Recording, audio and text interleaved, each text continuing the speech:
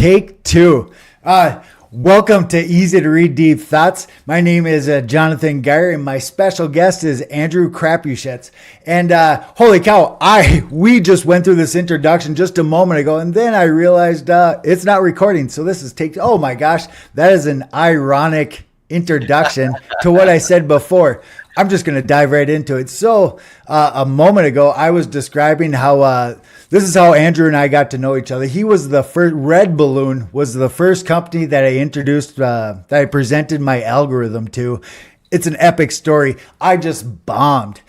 So Andrew invested some major resources. He had his executives in there. They were all wearing ties. He had a bunch of people. He invested into my presentation. I broke my algorithm. I broke the automations 5 minutes before we went live. I had nothing. I didn't know what was wrong. I didn't know how to respond. It was awesome. It was pretty funny though. I'll be honest, right? It's just like, well, nothing's working. Never mind. It was nothing. We've all been in that moment, right? And I think that's as I've said before, don't believe that you live in a perfect world. And anybody out there who's trying to start a business, trying to do sales, trying to get a job, trying to raise kids, and lead a family or whatever it is, don't assume you're going to be perfect, because if you do, you're just going to be disappointed in yourself all the time. And you just got to pick yourself up. And how someone responds to something going poorly is more important than whether they do it right the first time. Let's keep running on that. We're already talking about the theme of my article here. So both you and I are boxers, or we've been boxers, and there's some unique lessons that come from eating punches. And one of them is, you just spoke to it, you don't know. You don't know where it's going to, every punch that gets hit, every punch that lands is a punch you didn't see coming. Why? Because you'd block it if you saw it. Right? It's planning for the unknown. I'm just making this up as we go right now. But I think that's an important point. And I think it's something that is easy for people to forget, because you think, well, you see people on social media and they appear to have some sort of perfect life, that everything is just going great. They've never made a mistake. They've never had a stumble. They've never fallen down and had to pick themselves up. They've never had their kid, oh man, I screwed up on that one, or screwed up in business, or and that's just not true. That's a lie. All of us are going to have mistakes, have stumbles, and really that's the American vision. Is there's a lot of people in America who we were built by people who maybe failed somewhere else and were coming for a land of promise. Maybe people who were not surviving very well or thriving on the East Coast and decided, I'm going to head west. I'm going to go build an adventure for my family. I'm going to build an adventure for my legacy. And it was super hard, right? And people died, and it was, and it was miserable in a lot of different ways. But that's actually what shapes people. That's what shapes stories. You think of every great story that's out there, and we're talking about the American story today, but every great story that was out there, you think of C.S. Lewis or Tolkien or all the great storytellers, it generally doesn't you did everything perfect and then it was fine. That's a boring story, just to be honest, right? And when we're in that story, when we're living it, we really want the boring story. I made 100% on every single test that I ever took, and but that's not actually how the world works. It actually, you fail and you figure out why you failed, what you need to do differently so you don't fail in the future, and then you make adjustments. You pick yourself back up. You recover from that punch that just got landed on your nose, and you say, you know what, I'm gonna do better next time. I'm gonna continue to adjust. I'm gonna exercise. I'm gonna make my neck stronger so I can handle punches. I'm gonna do more sit-ups so I can handle the gut punches of a boxing match. But that is really the American story at the end of the day, and it's what every great story is. It's someone who maybe doesn't have the natural ability, who decides, I need to go do something great.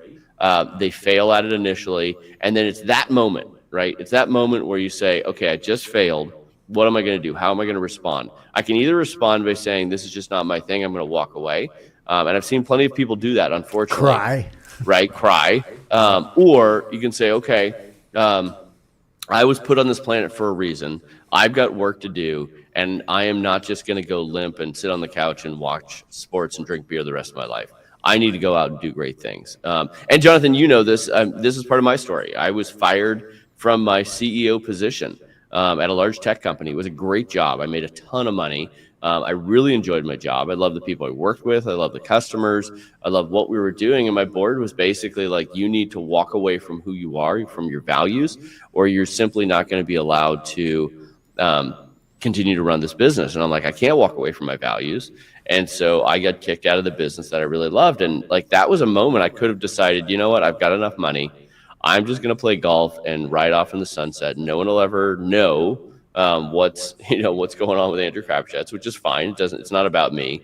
But my wife was awesome, and my kids were awesome, and my community was awesome. And they're like, no, you need to pick yourself up and go out and do something great, because God's given you these skills and abilities, and you should use them to bless other people. So anyway, that's a long discussion on this topic, but it is the American story of people who have failed, picking themselves up, finding a new land, doing something difficult. I heard a economist recently. They said the only difference between what's happened in America and what's happened in a lot of other countries is you look back at the Roaring '20s, and then you have the Great Depression. You have World War II and kind of the reinvention of our economy after that. You look at all of these kind of inflection points in America, and many other countries around the world would hit these inflection points and kind of slowly kind of disintegrate and not really do anything, right? Whereas America has this history of reinventing themselves, of saying, okay, well, that didn't work, so I'm going to strap in, figure something else out, and grow from there. And I think we're actually in an inflection point right now in America. And I think it's going to be really interesting if we can figure out who we are all over again, reinvent ourselves, and then succeed and grow. Let's keep going with this, because we're already on point with the summation of my article. Yep. And I was picturing you. RedBalloon recently posted something. I don't know. It was a Pioneer next to a wagon out in a prairie. But I was deep diving on that, just like empathetically trying to walk in that shoes. Like, and this speaks to RedBalloon. Like, what kind of mindset, what kind of ideology would that person have? It's not, I'm going to sit down and wait for things to get better. It's not an option. Like, it's right. First off, let's interrupt me any point in time. But like, who would choose to do that in the first place? I'm getting goosebumps as we talk. That is a big deal. It is a big deal, right? And I had somebody recently tell me, hey, I can't find a job. I'm like, you know what? When the settlers moved west, were there any jobs? And they're like, well, no. I'm like, was there a lot of work? And they're like, well, yeah, like survival work. There's work everywhere. And I'm like, okay, well, there's always work to be done. And sometimes when you work really hard and you bless other people, it turns into a job. But don't be so obsessed with a job, because a job is, and you got to support your family. You've got to pay your bills. And so you need a job. You need something that's paying you to do, but always be working. And I think we've lost this mindset. Everyone's looking for a job. They're not looking for work. Looking for work is actually an interesting thing, because when you work hard, you do something hard, it builds dignity into a person. And you see this in sports. Yep. And we're going to get back to that, the wagon going west. You see this in sports. If you go into a game and your team, or in a boxing match, and you are way better than the other person that you're boxing with, or your team is way better than the other team, and you beat them, it doesn't bring any dignity. It's like, okay, great. It's almost embarrassing. It's like, I'm sorry. Right? Yeah, I kind of just did that, right? Yeah. But when you go up against someone who's better than you, when you go up and say, you know what, this is really, really hard. This is not a gimme. This is a stretch. This is going to take everything I have to beat this person or this other team. That builds dignity in a person. That builds dignity in a team. And when you see that at work as well, when you, as a group of people, when you rally together and accomplish something that's very, very difficult, that changes you. It changes who you are, changes your story, and it builds dignity into individuals. And so when we try and avoid work, or we don't do hard things in America anymore, or anywhere in the world, we're losing that dignity generating activity. And that's back to, the picture that we put of those pioneers going across the country. Like they were looking for freedom, they were looking for land, they were looking for opportunity, all of that. But what they were building is they were building dignity into themselves and their kids. And you talk about in the article a little bit, like sometimes they got killed, right? Snakes Yeah. bite you, fall in a river, you drown your horse, and we've all played Oregon Trail. That's exactly what I was picturing as you talked. Right. Yeah, exactly. Awesome. Right. Those things happen, but if you think back, would you like your grandkids to think of you as the person who sat on the couch and did easy things, or the person who went out and changed the world, and did hard things?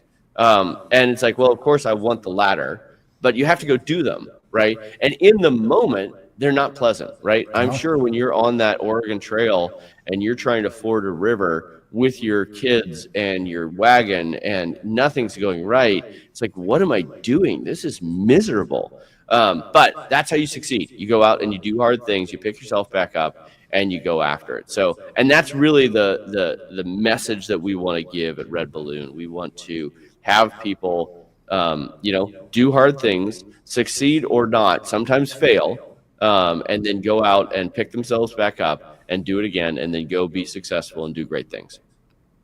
I'm gonna set you up a little bit here. So I'm a visual thinker, and I was kind of thinking of it on a bell curve. What's the ideology, mentality of the average employee, worker right now today, knowing that culturally you spoke to, I'm trying to recall it, I was active listening, but you spoke to ease, or I'm not sure how you said it, but comfort or whatnot, like not doing the hard things, like trying to always find the path of least resistance, which is a normal default of perception. But culturally, like it's becoming more so like that if it's not easy, I'm not going to do it. I believe that's coming more and more so. So there's on a bell curve, I consider that the mean.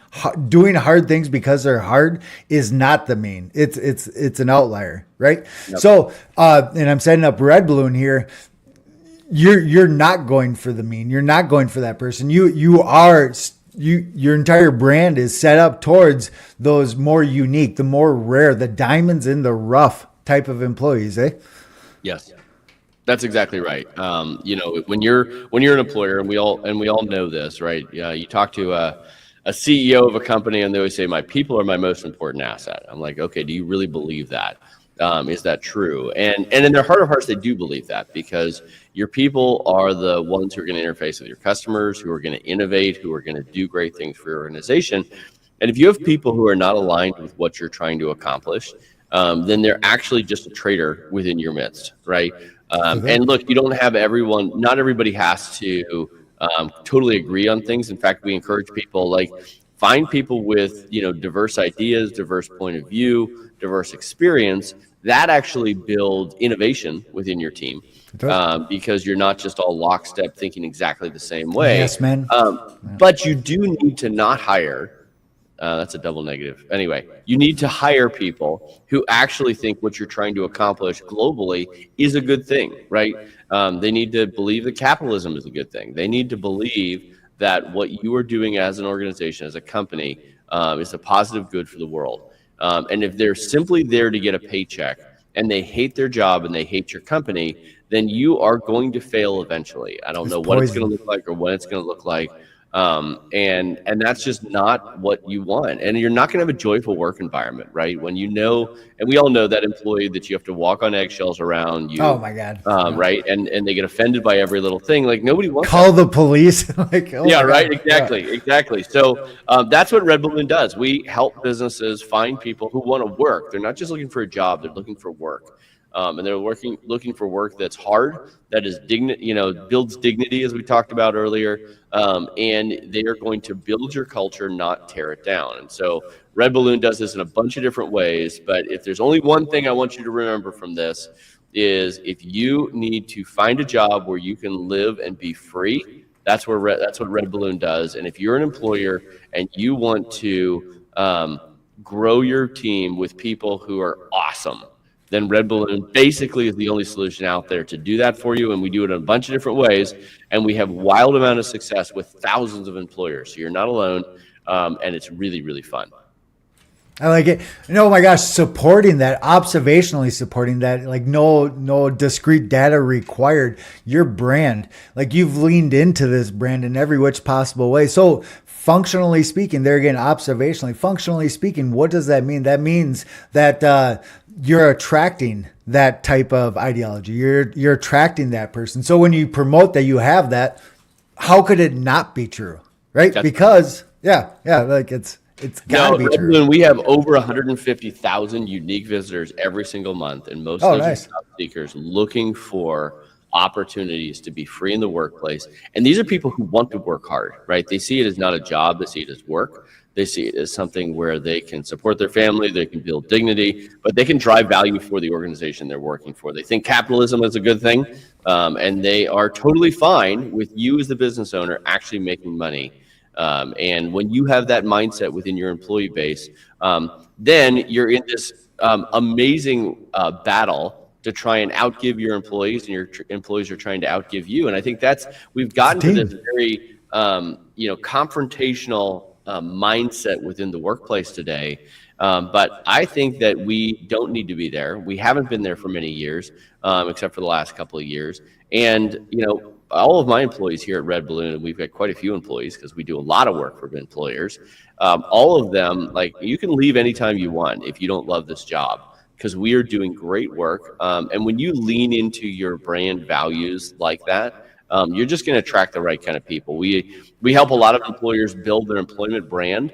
And I know that sounds kind of funny, but and It's a Jonathan, thing. you Yeah. talk about our branding, and your article's talking about we're not afraid to talk about expansion and pioneering spirit and hard work and all those Yes, kind of sir. things. Well, that's our brand. Well, an employment brand is kind of an interesting thing, because if you're an employer who's trying to hire today, you need to be thinking about your employment branding, because it is actually a tight labor market for good employees. It's hard to find good people. And so you think about branding when you're trying to sell a customer on your product. The first time they see your brand, they instantly forget it because it's not cemented in their brain at all, right? And the second time, that also happens, and the third, and the fourth, and maybe by the seventh or the 10th or the 50th time that they see your brand, they're like, "Oh, I recognize that. Maybe I should go figure out what they do, and I should go use their services," right? And we all know this, right? Marketing 101. You need to be out in front of people again and again and again and again. Well, if you want to hire great people, you need to use the exact same strategy, and that's your employment brand. Why should people want to come and work for you? And how do you consistently be in front of them so when they have that bad experience with their current boss and think, I need to find something else, they think, what was that awesome company that I saw their brand and it was, man, it looked like a really fun place to work. I'm going to go check them out, right? That's your employment brand that you need to be building all the time. So we're going to help businesses build their employment brand. We're going to help them with their talent network. The concept of a talent network is just like marketing. If you have an email marketing list and you're reaching out to customers on a consistent drip period, you've got them in a cadence, all of those things. Well, how do you do that for employees as well? How do you build a list of people who are super fans of your employment brand, and they're going to use and then they want to say, look, put me on your talent network so that you can kind of keep me updated when there's opportunities out there. And that's how you keep that brand in front of them. That's how you continue to kind of make sure that they know what you're doing as an employer. So that's your talent network and your employment brand. Those are two of the most powerful tools that employers can use, and we have great technology to make that really easy to do here at RedBalloon.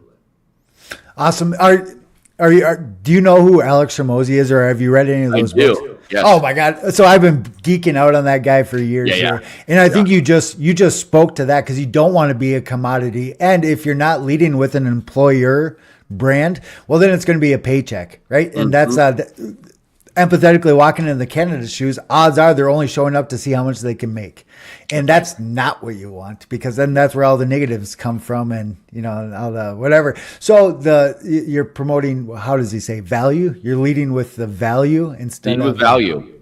And employers forget that their employment brand is something they need to be marketing. If you want to get the best employees, you need to be the employer of choice when everybody thinks about where am I going to go get a new job. If I hate my job or I don't love my job, where should I think about getting a new job? If you are top of mind for them, that means you have a great employment brand. And if you build that, you will get the best people, and not even the most expensive people, but the best people, if that makes sense. And it's different. It's not the same thing, and that's the commodity thing I think he's speaking to also. Like, yeah, you can get somebody that's awesome at their job, but then they steal everything out of the office fridge, and then they take as much time off as possible, right? Like some people are just a-holes. It's a thing, and it's hard. It's a hard thing to measure for. It really is. And that's the other thing that RedBalloon does. We come alongside employers. Like if you think, man, I'm not hiring very often, and so I don't have a lot of reps in doing interviews, in screening candidates, and sourcing candidates, we'll actually do a full recruitment process for you, and come alongside and make sure that you are only hiring people who are going to be a great value alignment for your business, which is going to save you a ton of money. And Jonathan, you know this. You think about, going back to our original, the Oregon Trail, a mistake on the Oregon Trail, we took the wrong path. We're now in the mountains and it's winter. We're all dead, right? And so, eating your buddy. Yeah, right. Exactly. So when it comes to hiring, a bad hire, a misfire on the hiring process will cost you in America today tens of thousands, if not hundreds of thousands of dollars. Could sink the whole ship. It can sink the whole ship. I actually talked to an employer in California, and he hired a $15 an hour employee who, after 3 weeks, he's like, this person is terrible. They are destroying their culture. They're hard to work with. And so he just goes to her and says, hey, we're going to need you to go. And she's like, I'm not going to go, or you're going to pay me a lot of money to go because I think this is discrimination. He's like, it's not discrimination. You're just a bad employee. Anyway, he didn't do everything perfectly right. And it turned out that he lost his whole business because of that $15 an hour employee. 75% of employers in the last 5 years have had a labor-based lawsuit in America. I'll repeat COVID. that. Oh my God. 75%. It's crazy. So anyway, that's what we also help you avoid. We're going to help you avoid the pain and anguish that is associated with making a bad hire and everything that's connected with that. So my last W-2 position was back. I was working at whatever. I was leading 30 computer techs back when the COVID restrictions first, or the pandemic. I'm not sure if I can say that SEO wise. Whatever. When those restrictions came into place, oh my God, it was a nightmare. Just a nightmare because you couldn't force people to come to work, and when they were at home, they kind of had the. I don't want to be too pointed when I say this, but oh my gosh, my hairline went back a half inch because you couldn't guarantee if anybody was going to show up. But customers still show up. They still, they've already paid for the product. Where's it going to be at? And it was, I'm getting goosebumps as we talk. It was a nightmare. It was a tough moment. Jonathan, I don't know if I've told you, but there's this whole trend. So it used to be that there was a trend that everyone talked about. It's called underemployment. Basically, you have a bachelor's degree from a college, and yet you're a barista because you can't find a job that matches your experience or your education. It's called underemployment. It happens all the time. Now there's this concept called overemployment. And there's a Reddit channel with 300,000 people on it that talk about their overemployment. Overemployment means I work from home and I have not just one job, I have 2 or 3 or 4 full-time jobs. I'm taking a full-time salary from all of these different businesses. I have a laptop set up for each one of them, and I'm just responding to Teams and Zoom and Slack and just kind of moving the ball forward as little as possible while taking 4 full-time salaries. And that's what they call overemployment. And I think that's a trend. It's a real thing. Unfortunately, a lot of government employees were overemployed. They were working from home, doing 2 full-time jobs or more. And there's this huge group of people that brag about the fact that they do this. Well, that's really just stealing from your employer. And those aren't the kind of people you want. You want people who see work as a good thing, not just a job, right? And I want to give that kind of distinction. It matters. It matters. Right? It really How does. the hell do you quantify it? It's not easy. Yeah. Yeah. Oh, totally. keep going. Sorry, I cut you off. Keep going on that. No. That's it. It's the difference between people who want a job and people who want work. And RedBalloon helps people, helps employers who want to find employees who actually want to work. They see work as a good thing. They want to move the ball forward for their customers. So we are super gratified to be part of that story. And that's what our branding is, right? And our branding is all around work is a good thing. Don't get a terrible employee, get a good employee. And we say some things that maybe are a little bit controversial. And we said quite a bit, during some of those earlier mentioned restrictions back in, 2020 and 21. But the thing is, you got to live your values out loud. And when you do that, you build an incredibly strong employment brand, an incredibly strong brand. And that's what we've been able to do just by being brave, by being courageous, and living our values out loud. That's the riches are in the niches. Oh, Yeah, right. I had a more witty thought to that. Oh, lost it. Yeah. Oh my gosh, we haven't read any of this article yet, but I'm okay with that because we're touching on the theme of it. Let me see if I can softball another one here. Like I am a fan of RedBalloon and what you're doing, right? So that's what's playing out in my mind right now. Yeah. So Well, I think, yeah, I mean, Jonathan, I'll and I'm going to have a hard stop. I got to run to another thing here in I a like little it. bit. I want to close with a couple of thoughts.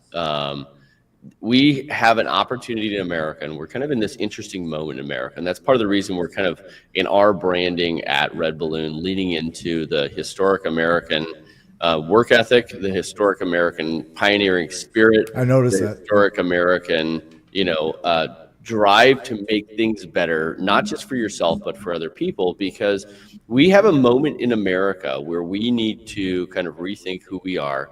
We need to kind of revive ourselves, wake up a little bit. And I think if we do that, we're not only going to be, returned to kind of that position of the greatest nation on earth, but when America is strong, the whole world is secure. And I know that sounds arrogant, and I'm sorry that if it bothers people that I say that, but there's a reason that world trade has worked since World War II. That pirates just are an anomaly. They're not something that's normal. The U.S. Navy has basically kept the world's oceans free, and it has allowed commerce to happen. And capitalism is the system that has pulled billions of people out of abject poverty around the world.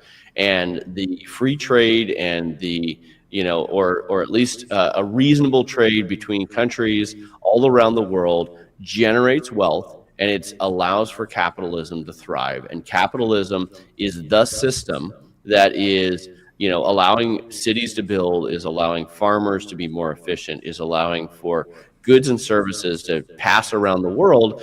And the U.S. has, with our desire to, whether good or bad, some of the things we've done, but with our Navy, we have kept the planet fairly free and the oceans fairly free.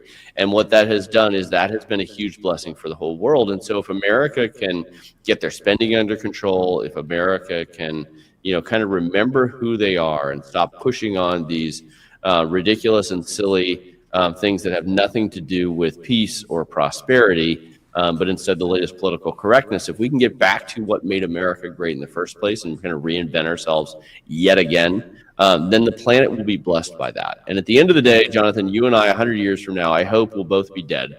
Nothing personal, but I'll be a robot. No worries. Yeah, I'm out of here, right? But I want to leave a legacy for my kids and for my grandkids, a legacy of freedom, a legacy of courage, where we went out and did stuff, and we left America better than we found it, and America has a positive impact on the world. Not all of the decisions being made right now are going to be right, and that's back to this original theme we came into, right? Our current president is doing his best. He's probably going to make some mistakes. People in his cabinet are going to make mistakes. I actually met with a couple of his cabinet members recently. They are good people trying to do their best work, and they're not going to be perfect. But what they are going to do is they're going to have the right mindset around doing the right thing for other people. And if you do that, it's going to work out just fine. So whether you're a boxer or whether you're a pioneer, don't assume the world's perfect. Go out and do stuff. You're going to fail. Don't let that get you down. Pick yourself up and go do something great. And if you do that, you're going to leave a legacy for your kids. You're going to leave a legacy for your community, something bigger than just yourself. And that's my big encouragement for everyone who's listening. We are not going to top that. That is a perfect ending. Let's stop it there because that was awesome. Mic drop. Yep. There it is. I appreciate it. Thank you, Andrew.